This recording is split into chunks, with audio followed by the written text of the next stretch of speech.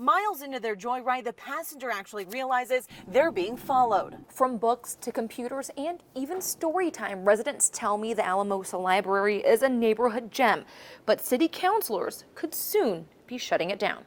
If all goes as planned, Dana hopes to have his new honey wheat beer flowing from the taps by the end of the summer. And sure enough, when an officer responded, they saw a man pushing a stolen shopping cart full of Christmas decorations. We're getting our first look at the damage left behind. Let me step out of the frame so you can kind of see what I'm talking about. That is the complex we have been talking about all morning long. Take a look at that roof. Russ, there was a lot of cute dogs they picked up overnight. There are 4 of them. Take a look at the 3 that are over here. So if any of these dogs look familiar to you, they are here at the East Side Animal Shelter. Last year, between July 4th, 5th, and 6th, they picked up about 126 dogs just on the 5th alone. So far today, they've picked up 4. World War II veterans packed the lobby at the Pyramid Marriott Hotel as they prepare to visit the World War II Memorial in Washington, D.C. for the first time. Very excited. I was looking forward to it for almost a year now. Jim Wilson, along with 21 other veterans, are part of the honor flight of northern New Mexico. I have some relatives, cousins that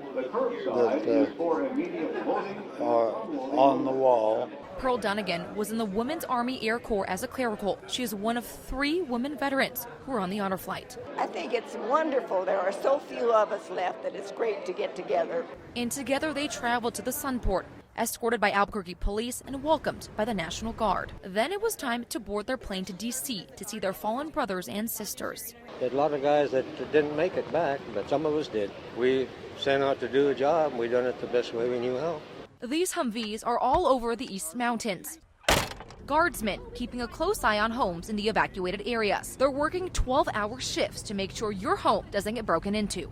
Providing presents. Hi, how you doing? Hopefully to deter looters. And to make sure if you decided to stay that you have the help that you need. Going around, checking with the community, making sure you guys are okay. Oh yeah, we're better now that, we're home. But Staff Sergeant Flores says sometimes residents get confused when they see military vehicles driving down their street. We're here to help you. We're here to help the community.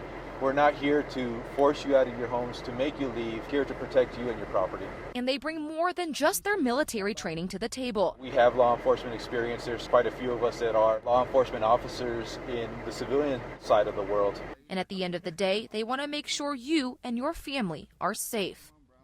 Aaron Segura showed up to his worst work nightmare this morning. Your hard-earned money that you know that somebody else has taken from you. He's the manager at Butch's Guns on Candelaria. Surveillance video caught 2 people inside the store around 4 this morning. Basically went down the line and picked out a couple of lever guns. In total, 11 firearms were taken. 1. A custom rifle, upwards of a $3,300 mark. But before they got inside, a camera in front of the store caught this. Someone in a ski mask trying to knock it out. And Segura says they headed for the side door.